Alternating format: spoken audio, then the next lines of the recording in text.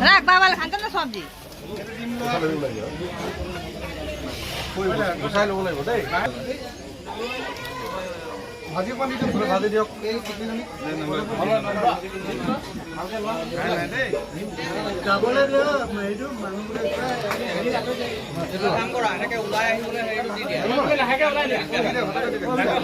চব্জি দালি দালি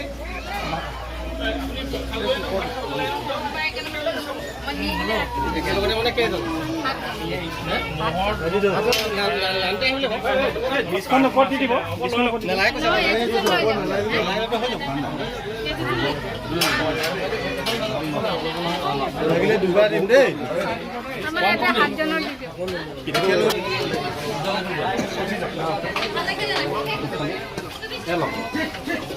আমার বলতো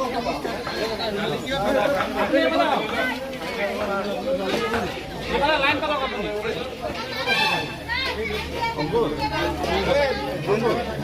কে জানো না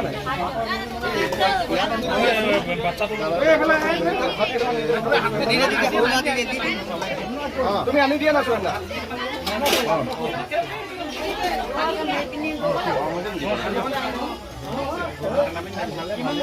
এটাও ৰিলিফ কেম্প হৈছে ৰিলিফ কেম্পবিলাকত চৰকাৰৰ তৰফৰ পৰা ৰেচন দিয়া হয় যদিও বনোৱাৰ ক্ষেত্ৰত কেতিয়াবা অলপ সীমাবদ্ধতা থাকে সেইকাৰণে আমি আজি আমাৰ দলৰ সতীৰ্থসকলৰ সৈতে লগ হৈ দলৰ কাৰ্যালয়তে আমাৰ ব্যৱস্থা আছে আমি ইয়াত যিমান ৰিলিফ কেম্পত মানুহ আছে প্ৰত্যেকৰ কাৰণে নিশাৰ আহাৰৰ ব্যৱস্থা কৰি দিছোঁ দিনতো আমি পদুমণি আদি কেম্পত খাদ্যৰ ব্যৱস্থা কৰি দিছিলোঁ আমি আশা কৰিছোঁ যাতে কোনো মানুহে কষ্ট পাব নালাগে সকলোৱে যাতে সুবিধা হয় আৰু কাইলৈৰ পৰা পানী কমিব বুলি এটা ধাৰণা কৰিছোঁ আজি দিনটো এজাকো বৰষুণ দিয়া নাই মানুহখিনি যিমান পাৰে সোনকালে যাতে ঘৰলৈ যাব পাৰে ঠিক তেনেকৈ পশুধনৰ বাবেও কিছু খাদ্যৰ ব্যৱস্থা কৰা হৈছে ঘৰত উভতি যোৱাৰ পাছত যাতে এসপ্তাহ তেওঁলোকৰ একো অসুবিধা নহয় তাৰ কাৰণেও তেওঁলোকক খাদ্য সামগ্ৰী যোগান ধৰা হৈছে